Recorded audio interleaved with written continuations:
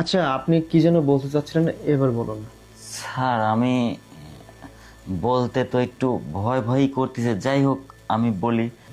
Sir, ইনি কি আপনার ওয়াইফ? হ্যাঁ, কেন, কোনো সমস্যা? স্যার আপনি বলতেছেন এটা আপনার ওয়াইফ। আমি সকাল 7টার দিকে যখন একটা পার্সেল নিয়ে আসি, তখন তো ম্যাডামের হাজবেন্ড তো সাথেই দেখলাম জড়িয়ে ধরলো, কিন্তু এখন আপনি বলতেছেন আপনি হাজবেন্ড। এই, আপনি কি বলতেছেন এসব? হ্যাঁ, আপনার মাথা ঠিক আছে? আমার ওয়াইফের হাজবেন্ড কেন অন্যজন হবে? আমি হাজবেন্ড। হ্যাঁ স্যার, আমি একবার সত্য কথা বলতেছি, একবার কসম করে বলতেছি স্যার। আমি যখন সকাল 7টার দিকে পার্সেলটা ম্যাডামকে দিতে আসি, তখন এই যে এই ছেলেটা, এটাই তো তার হাজবেন্ড। আপনি কি বলছেন এসব? ও আমার হাজবেন্ড কেন হতে যাবে?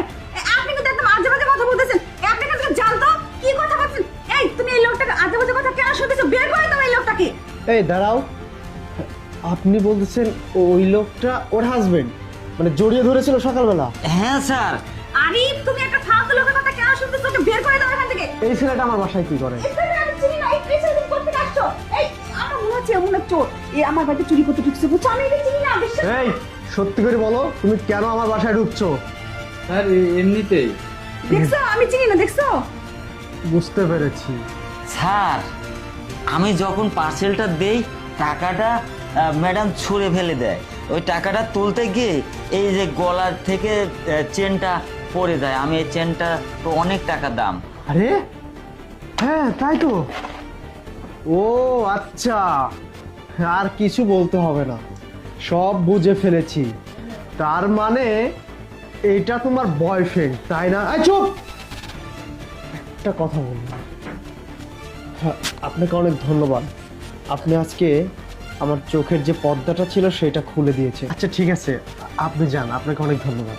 আচ্ছা ঠিক আছে, ধন্যবাদ।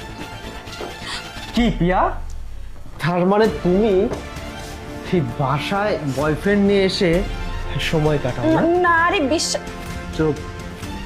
আমি চাইলাম না বাইরের একটা মানুষের সামনে তোমাকে অপমান করতে, তাই ওকে বের করে দিলাম।